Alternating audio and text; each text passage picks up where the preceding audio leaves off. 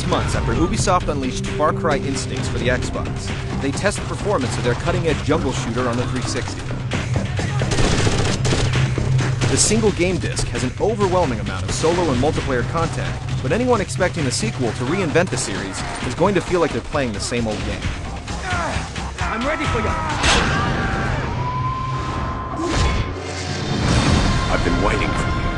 When you gonna pay your tab, Carver? It was Paradise Foul, if you ignored all the heavily armed pirates. Jack Harbour's got to be feeling serious deja vu headache.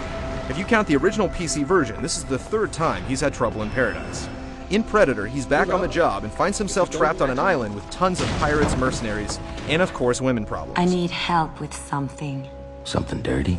The big story bonus with Predator on the 360 is that it contains the campaign for both Instincts and Evolution, available separately on the Xbox. This means you get 2 next-gen games in one for over 15 total hours of gameplay. Unfortunately, you have to play through the first to get to the second. So if you want to skip Instincts to see the new stuff, you have to hunt for the cheat code online or run through a game you've already played. And the new story isn't really all that new. It's a little over half the size of the original, and the areas and missions are very similar to the Xbox and PC versions. It helps that you start the second campaign with all of your feral abilities, but with a title like Evolution, it's funny that the game hasn't evolved that much since 2004. We got a Nick here. Hey.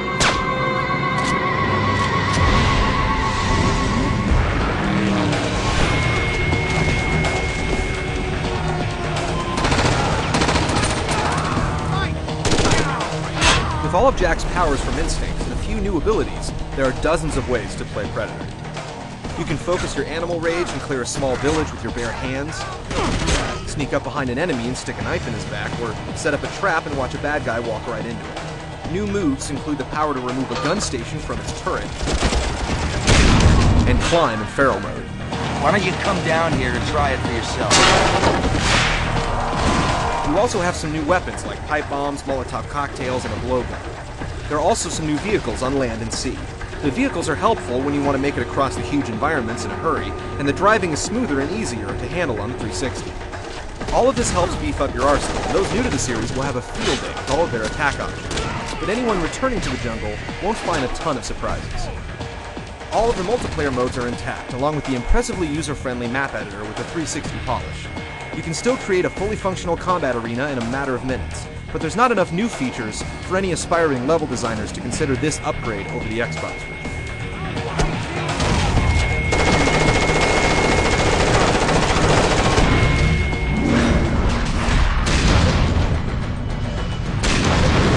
The graphics in Far Cry Predator are a mixed bag.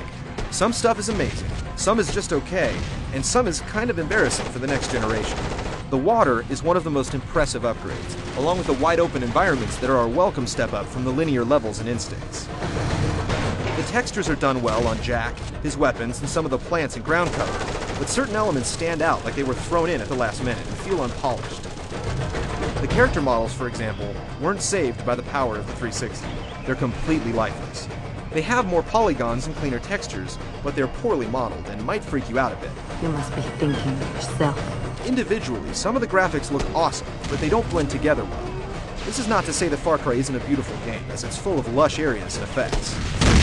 It just doesn't take you to a lot of places you haven't already been. The physics are fun, but they're not realistic.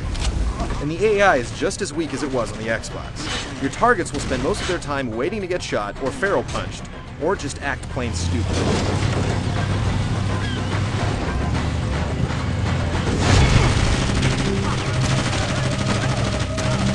Considering Instincts was more of a director's cut than a sequel, this is the first time we've finally moved on to the second chapter of Far Cry. But Predator on the 360 is not recommended for everyone. If you've never played Far Cry, it's an amazing value. If you've never played Instincts, it's a great introduction to the series on the Xbox. But if you're only looking for the new stuff, there's not enough of it to consider Predator a true next-gen sequel.